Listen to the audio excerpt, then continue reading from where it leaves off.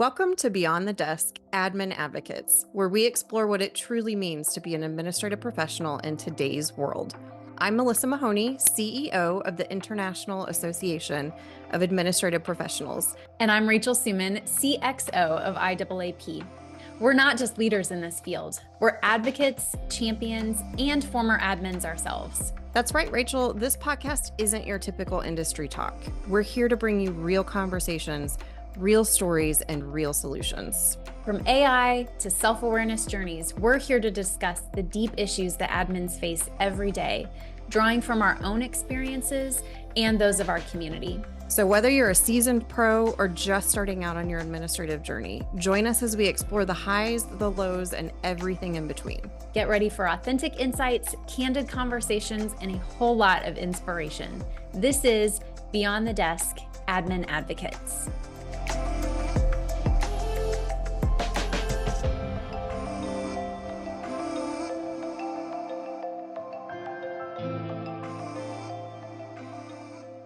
Hey everyone, since this is episode 1, we actually want to kick us off with setting some intentions for today, but also the future of this podcast. I think the biggest priority or intention we want to set is that inclusion is a huge priority. It's a huge priority for IAAP, but personally, for me and Rachel, it's a personal priority for us too. So we talked about some of the things that we really wanted to try and build into how we show up in this podcast. We want to use inclusive language whenever possible. And I would also say, maybe before we go into this list, the reason we're saying this to you and are setting this intention is so that you can help hold us accountable. So we want your feedback. If you hear us say something that doesn't land well with you, or you don't feel like we're using inclusive language, or maybe most often it would be something that we're not even aware of.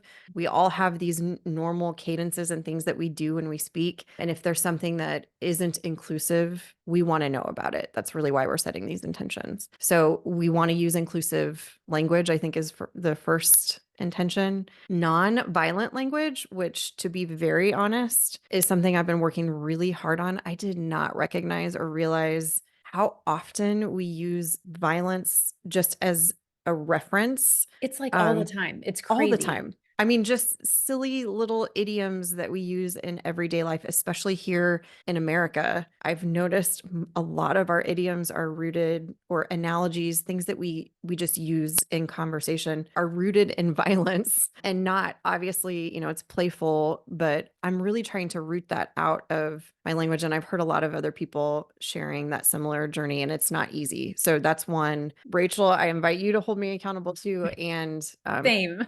listeners, speaking of idioms, that's another big one. We are an international organization. We are hoping to reach our international audience with this podcast. So idioms is a difficult one for people who English is not their first language, or don't reside here in America or North America, where we have idioms that don't make sense for other cultures or can just be really difficult to understand. So we will try to be as literal as we possibly can, with some hopefully grace, as we try to navigate being really authentic and also refraining from using those idioms. Yeah, I think if I can add, Melissa and I are on this journey of learning and growth, specifically around inclusivity and belonging. And not only do we ask you to hold us accountable as we hold each other accountable and continue, but join us on that journey. I'm sure we'll do an episode in the future about DEI and belonging and what that means both to us and to the organization.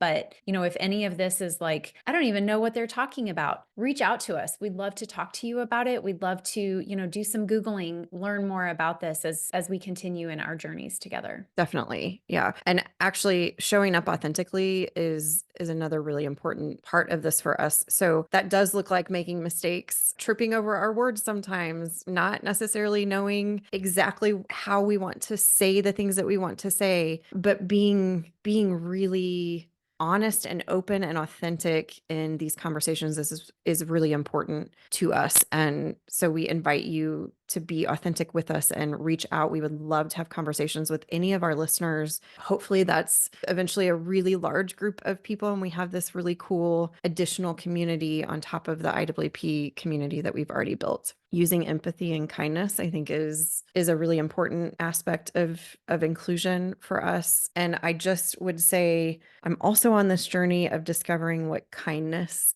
actually means. It's not about being nice. It's not about necessarily being polite or proper. It is about being really honest, being thoughtful about how other people receive us, how other people experience us. So being aware of our impact on others. But sometimes it even requires us to say things that might not be easy for someone else to hear. That can be really kind, because it might be something that someone really needs to hear. It might be shining light on a blind spot that they didn't know that they have, but showing up in that space empathetically. So being really aware of how difficult that conversation can be for someone else, instead of just walking in, dropping a bomb. There's a violent language reference. um, but walking in and saying the thing and then walking away and not being present in a conversation for someone, that's not being kind. But being kind does maybe look like saying the really hard thing and then staying present with someone as they experience whatever it is that you have to say, which is a really specific example of kindness. Kindness can look like all different kinds of things, but that's the space where I found I had the most opportunity for growth in being kind and expanding my definition, or even changing my definition. I feel like we're giving away all of these foreshadowings for future episodes. So if you want to learn more about what we're talking about, keep tuning in, because this is 100% like our show list. It is. And the last thing on my list was, we really do want to have fun. We want this to be fun, not just for you. We do want it to be fun for you as a listener, but Rachel and I really want to have a great time talking. And we do that anyway, which is really where the idea for the podcast came from. She and I have these sometimes really deep and intense conversations about the profession on the fly, or, in an airport together, or we do a lot of traveling where we have these conversations, and they are fun to us because we have a great relationship and can bounce ideas off of one another. And so I really am excited. Like, I'm genuinely excited about getting to talk to you all about some of the things that we talk about all the time in the space of our own time. I think that's such a beautiful, like, this is truly a glimpse into our one-on-ones, is basically what we're saying. And I think you will find, both in this episode and future episodes, that I think what we hope you hear is our passion for this profession. Like, it is deeply rooted, and we see such possibility and potential and amazing opportunities for this profession. So I agree. I could not agree more. I love having these conversations with you. We've worked together a long time. And so it always feeds this just creative, excited energy that's like, we see the future, and the future is now. And so we're so excited to give you this glimpse into our weekly one-on-one, if you will. Welcome to Behind the Curtain. Beyond the desk, but also behind the curtain. There's a lot of furniture involved. Yes. So if you have any additions to the list that we've created around inclusivity and how we can be more inclusive, especially to our international audience, I really invite you all to share that feedback with us, because we will do our best to wrap it into future episodes, and potentially it may impact how you are able to interact with us, which we love. Maybe let's kick it off by sharing a little bit about ourselves. I would love to invite you to kick that part of our convo off. Tell us a little bit more about your journey. I am happy to. Thank you. So I have been with IAAP 11 years now. It was 11 years in January of 2024, and actually began my journey with IAAP as an administrative professional. I had worked in the profession for about 15 years before that at different organizations, corporations, nonprofits, kind of a lot like a lot of the community and you all that I've spoken to. It's a varied past, and all of it has really added to my skill set and competency, so that when I joined IAAP, and I will be honest, I I am one of those people that we hear from all the time that are like, I hadn't even heard of IAAP before that. And, if we had $1, we're apparently the best kept secret. We don't want to be a secret. And so I joined and really just fell in love with the organization, but even more the community, the profession itself. Like I wish I knew a better way, because fell in love sounds odd, but I really did. Like I just fell in love with the opportunity. I fell in love with the chance to make a difference in people's life. And it's looked different ways over my 11 years, but that is my top very favorite thing about what I get to do every day. And I say get to do very intentionally. It is my 9 to 5, if you'll excuse the idiom. Don't excuse the idiom. It is my day job that I receive a paycheck for, but I really am so fortunate that I get to do this work every day. And I hear from you all in the community who are like, this program impacted my life. I got certification and it did this for my career. And it's just, that's the boost I get. So my personal journey through that and arriving at the C-suite, not arriving, I'm going to take that word back. Where I am now, I have become part of the C-suite, was really unintentional. It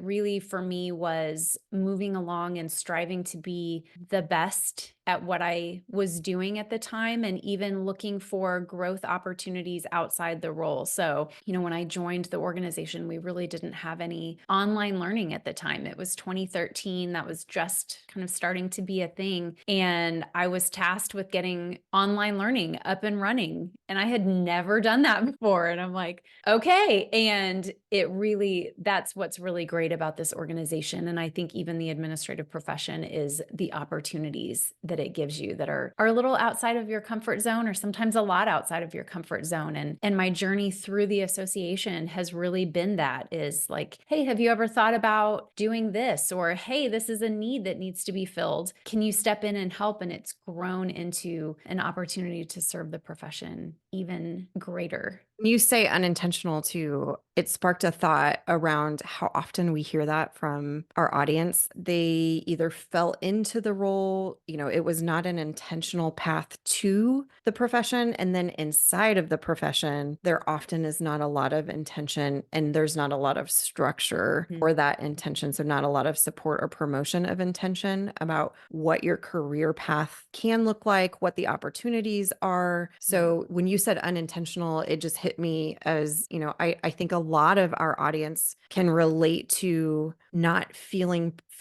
like they were set up for success necessarily inside of the profession, because there isn't, or has not been traditionally, a lot of thought or intention around the career path. And so I think your journey, so many people can relate to that feeling and that pathway, and kind of discovering things as they come. And I love that you were open to that discovery. While my journey is very similar in a lot of ways to yours, I have been with the association for over 18 years now.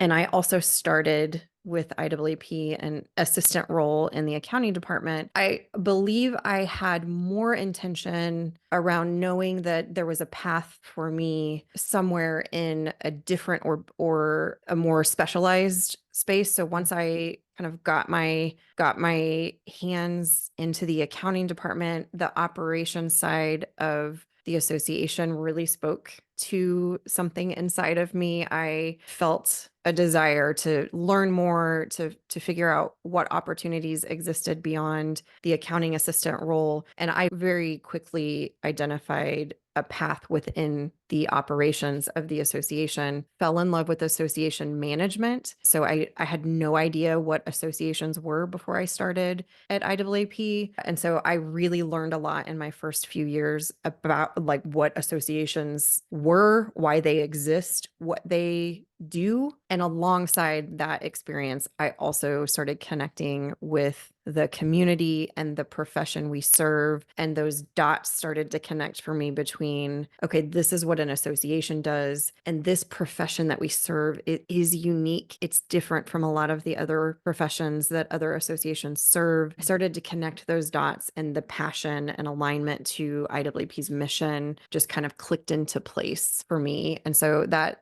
is really where where my career path took off within IAAP. I didn't necessarily have intention to be, not even necessarily, I did not have intention to be CEO. There were times in my career where people would talk about that as a possibility for me, and I just did not see that for myself. Those of you who have been members for a long time may remember when there was a vacancy in the CEO position, I sent a message to the community because I had an outpouring of people saying, why are you not applying for this role? Why are you not the next CEO? And it was not the right time for me. It was not even in my path or my plan at that point in time. And then we hired Veronica Cochran. So I am so grateful that I didn't put my hat in the ring, because I would have Shout outs. never, yes, I would have never met or been able to spend the time that I spent with her in the role, and building that partnership with her, building a new future for the association with her was such an honor and a privilege, and opened the door for me truly to see that I could actually add tremendous value in this role, in this seat, to the association. So that's how it became part of my journey. And while I was a bit more intentional about knowing I didn't necessarily want to be an administrative professional, I knew there was another path for me. My experience in that assistant space connected me to the mission, connected me to the experiences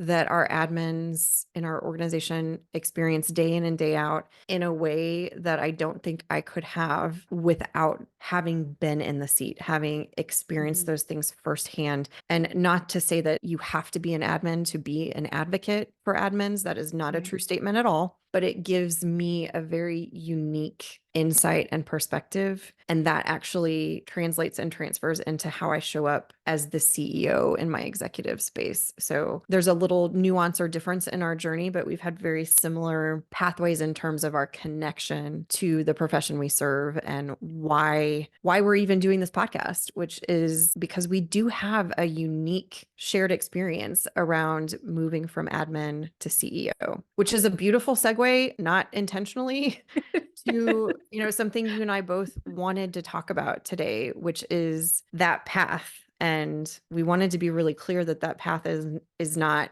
the path. Yeah. It's our path. Yeah. It's our story. It's our journey. It does not have to be, and it is not the only path or journey. And it certainly isn't the definition of success for I was an just, admin. yes, I was just thinking that same phrase. So that means it's true. But, society, the world, whoever has deemed this a success, like moving into the CEO role, the C-suite, whatever it is, like we have arrived. This is this is like the crowning achievement, or whatever ridiculous things that are true. And yes, both of you, like we both feel very strongly that while this is our journey, and I will speak for myself, I think I speak a little bit for you when I say we are very honored and proud to have gone on this journey. We've learned so much. Like you were talking about being an admin and it giving you the perspective that you have, and similar. Like I would not be able to do what I do in my role if I had not had all of those experiences and skills and competencies and the things I learned. I lean on that every single day. And we both have said, we've shared it multiple times, like if an opportunity presented and we returned to an administrative role, we would both do it in a heartbeat for the best opportunity. There's not a question. It doesn't feel like a backward step. It doesn't feel like some type of demotion or whatever other word you want, like for the right opportunity. And I think that's really, if we can, and I'd love to hear your thoughts on this too, but the right opportunity, now that we have the vision that we have for the profession, we've done this work and we've seen the possibilities. That's what I mean when I say right opportunity. I want it to be a true partnership. I would want it to be a business partnership with potentially an executive who is doing great work here and needs a partner to handle aspects of the work. And, I'm getting ahead of myself in this, but when I say right opportunity, that's what I mean. I mean, sharing that with an executive and organization that sees that vision and is living it out every day. Yeah, actually, it's really kind of exciting to me to think about how we now have such a holistic perspective of both the executive's viewpoint and the administrative professional's viewpoint. There's a little, truthfully, excitement around the idea of taking that into a partnership on the administrative side again. So, to your point, it isn't, in my mind, it's not a step backwards. It's not a demotion. It might be in compensation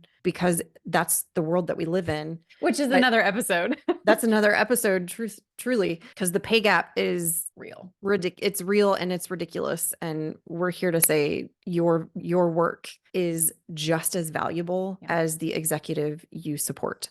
And while there is a different level of contribution, there's a different level of responsibility, a different level of accountability, the gap is too wide. It is not. So that's a whole different episode for us. And I think it's important to say it because as the executives, we have phenomenal administrative staff on team with us. Chris is my partner and he is a top notch, like he is top of his game. And we are partnering in a way that I hope we can start to showcase to the world as an example of what it looks like for an executive and an EA to partner. So stay tuned for that. But it really does, he's phenomenal at what he does and his contributions are just as valuable as my contributions. They are different. We have very different, distinguished, distinct contributions to the work that we do, but his are no less valuable than my contributions. They are different. And the scale and the gap between those two, I know is really, really wide in a lot of organizations. It's not at IAAP. And that is because I don't believe that we are properly positioning the contribution of the administrative workforce in comparison to the C-suite or leadership in general, which I think is why sometimes we work inside of this paradigm that leadership only exists over there where the C-suite lives or where middle management lives or where the supervisors live. That's where leadership exists. And that's what gets me excited about thinking about possibly returning to an administrative capacity or role, because I do believe you and I have this really unique perspective where we've been in both seats now, what we could bring to a partnership and elevation of what truly is possible. And to your point, the right role would have to look like a little bit more equity in that space. And, that can be compensation, but it can be a lot of things. I'm even talking about how much voice we have at the table. So it's not even just the pay scale. I'm talking about how we are valued, how we are included. Do we have equitable access to training and development? Are we treated as peers to the rest of the organization, or are we an outlier to the structure of an organization? Those are things that I would be looking for.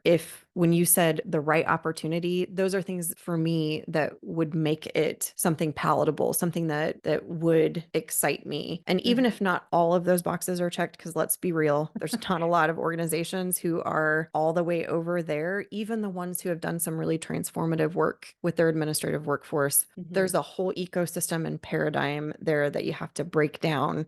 So the systemic issues that have been baked into the ecosystem, the workforce, those are things that are, even by changing the structure and even by having some key leaders who have bought into the value proposition, it takes time to change a culture.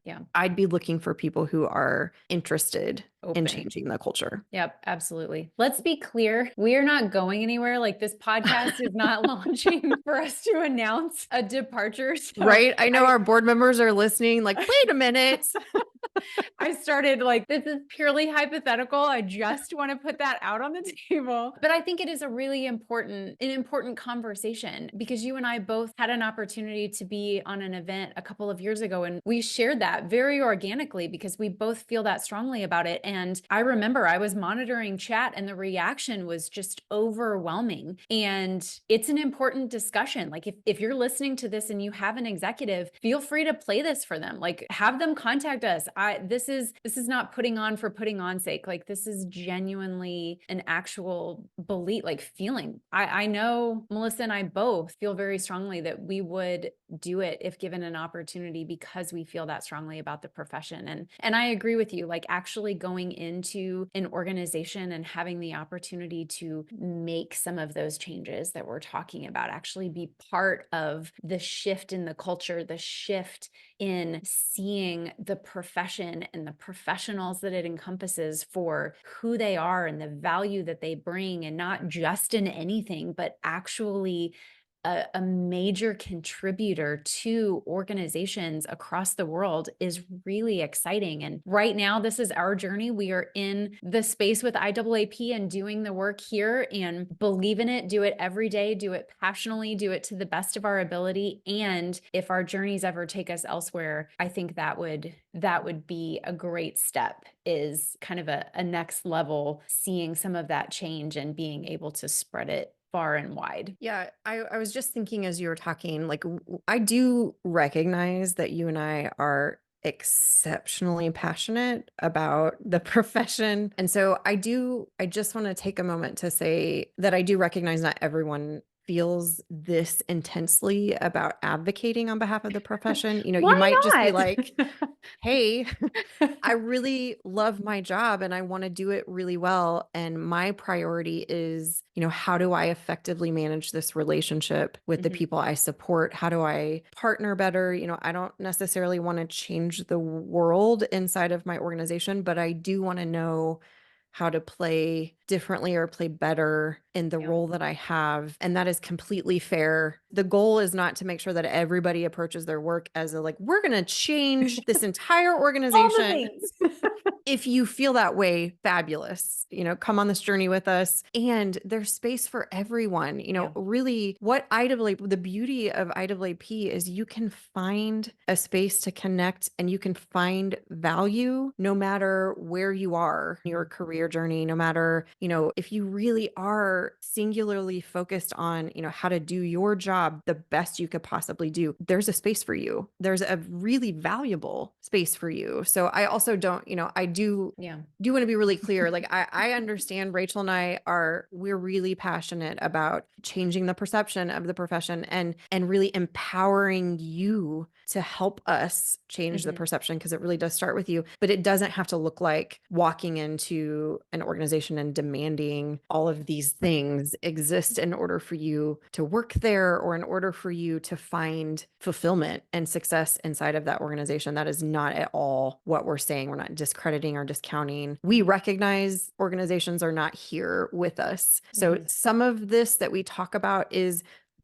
we often talk like we're already in the future, because I do feel like that gives us access to hope, to Mhm. a vision for a better tomorrow. But I also recognize not everyone is over there with us. So I want to be sure we're being mindful of everyone who's listening, and I want you to know there's a space and a place for everyone. This is a scale, it's a journey. You can and should and do provide value no matter where you are on your Yeah. career path, and no matter what type of organization you work in or where you are in your relationship or partnership with the leaders that you're supporting. It can look different for everyone. It doesn't look the same. Not everyone is in the space that Rachel and I are in either. We recognize that too. We sit in very privileged spaces where we're afforded not just the opportunity, but the responsibility to advocate and to live over in the future a bit more. Yeah. Yeah. And advocating looks different for everybody, and it should look different for everybody. You know, that's one of the reasons I think that you and I both love the profession as much as we do. One of the many, many reasons, but it really does look very different. And, you know, you were talking about the difference for career paths and things like that. And our community is made up of so many different types of administrative professionals, different experiences, different industries, different roles, different skills, it can be a challenge. I mean, that part of it is the challenge to serve the community that is that varied, and being Yes. able to, provide that level of support and growth. And I think the really important piece of that versatility is opportunity, and really finding ways to kind of align your passion to what you get to do every day and get paid for, which is a really great thing. It's if you're good at it, it's a strength and you get to do it. Like, that's the beauty of the administrative profession. Or there are so many opportunities, so many directions and areas that you can take, whether you stay in the profession or, like Melissa and I, you find yourself outside the profession and advocating for it. The sky's the limit. And as you said earlier, Mel, there's room for everybody in our community. You don't only have to fit this mold to be part of the community. So, the piece of opportunities, I think what I hope that the listeners and the community get from our story today is to be open to those opportunities, to look for those opportunities and lean into them. It can be super scary. Like, if we look back at our 11 and 18 years respectively, like, there were a lot of scary moments. I can think of several off the top of my head where, in fact, it was you. We're like, have you thought of doing this? And I think outside I was like, oh yeah, that sounds great. And inside I was like, no, I never thought of that.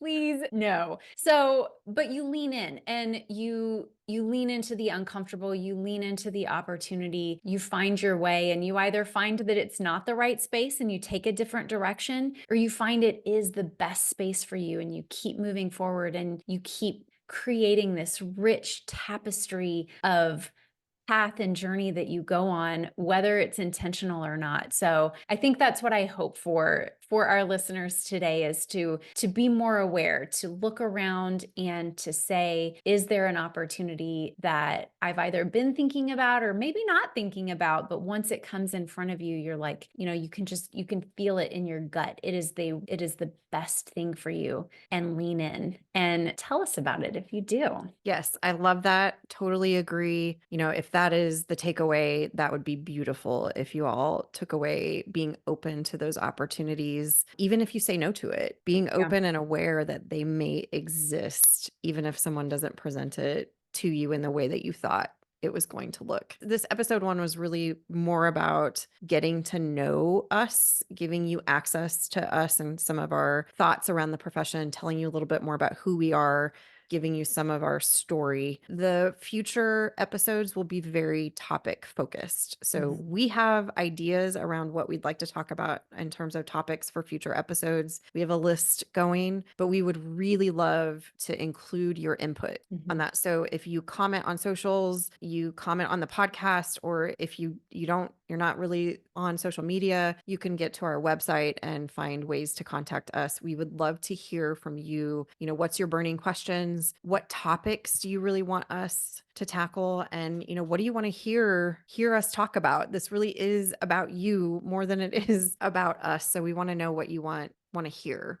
So please give us your feedback. Give us your feedback around inclusion too. That was a sincere ask. We really want to know what we can do better. Even if something we say is off-putting, we want to know that from you. Feedback is a gift, and we would love to receive the gifts from you. This has been such an amazing first episode. Like, I just have to say, I am Yes. so excited about this. We've been talking about this for I don't know how many years, until actually have it happen is so incredible. And I know for me, and I believe I speak for you, like, getting to connect with you all, our community, in this way, in a new, unique way, is such a blessing, if I can use that word, to us. Like, it really uplifts me in a way that I can't really articulate. If you can tell that I'm tripping over my words, it's because it really is that meaningful. So thank you for giving us an opportunity to connect with you in this unique way. I hope you stay on this journey with us. I hope you connect with us. If you don't have any topics or ideas and you just want to say, hey, Mel and Rachel, so good to see you. Loved connecting with you. Please send us that message. We would love to see it. We read all of them, or all that we will have come in. I read all my emails, so I'm Yes. assuming that I will read all those comments too. We absolutely will. But we're so grateful to get to do this with you. Thank you. Ditto. Ditto, ditto. Thank you all. And that's a wrap for today's episode of Beyond the Desk Admin Advocates.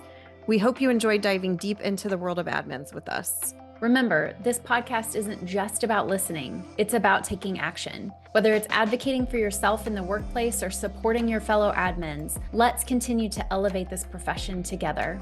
If you have any thoughts, questions, or topics you'd like us to explore in future episodes, don't hesitate to reach out to us on social media or through our website. Until next time, keep pushing beyond the desk. And remember, change begins with you. Thanks for listening, and we'll catch you in the next episode.